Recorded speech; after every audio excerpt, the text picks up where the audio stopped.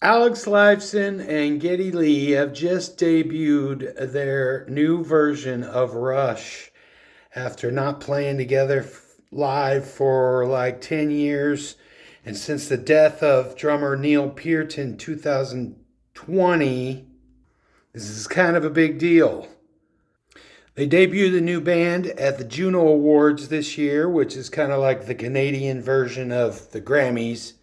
And it was a fun little conversation they had where what should we play? What should we play? Obviously, an older song. Should it be a big hit? Should it be a deep cut? And apparently, their manager said, first song, first album. So they played Finding My Way.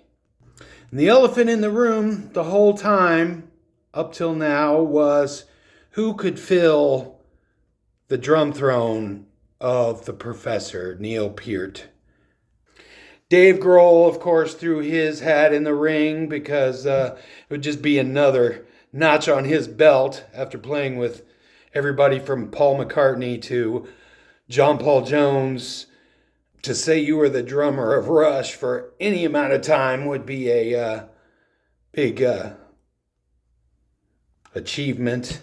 Mike Portnoy was a choice. I heard a lot of people throwing around. I think that would have been a little too on the nose. Plus, he's went back with Dream Theater now, so he's super busy.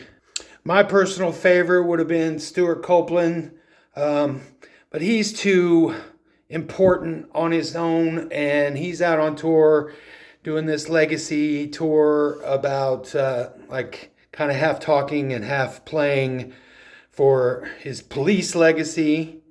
He's just too big and too famous and too important to be in the shadow of anybody else.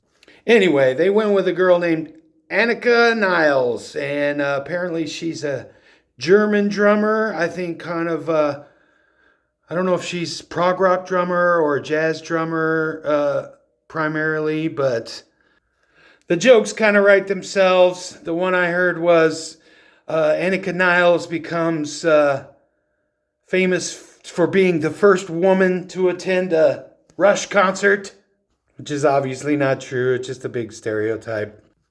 But here's the problem.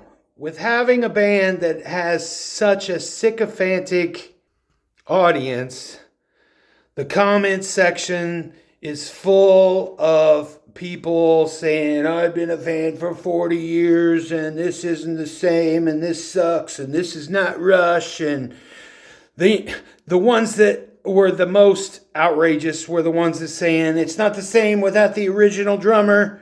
Well, you know what? Neil Peart wasn't even the original drummer. So if you're one of those kind of people making these criticisms, then you never were a Rush fan, because the whole point is that Alex and Ged are best friends, and they played together since they were teenagers. And now that they're in their, are they in their 70s? They're almost in their 70s.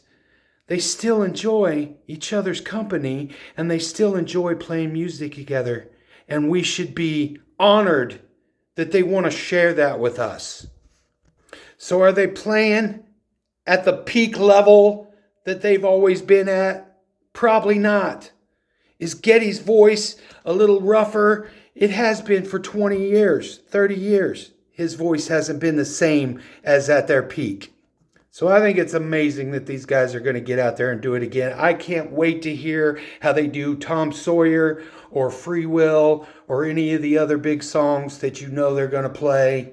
And even though it goes against my whole thing about bands that retire and then come back in 5 years or 7 years or 10 years, I don't care about that this time. This is Rush. They can do whatever they want. All right, that's the video. Like and subscribe and do all the things. Love you. I'll see you on the next one.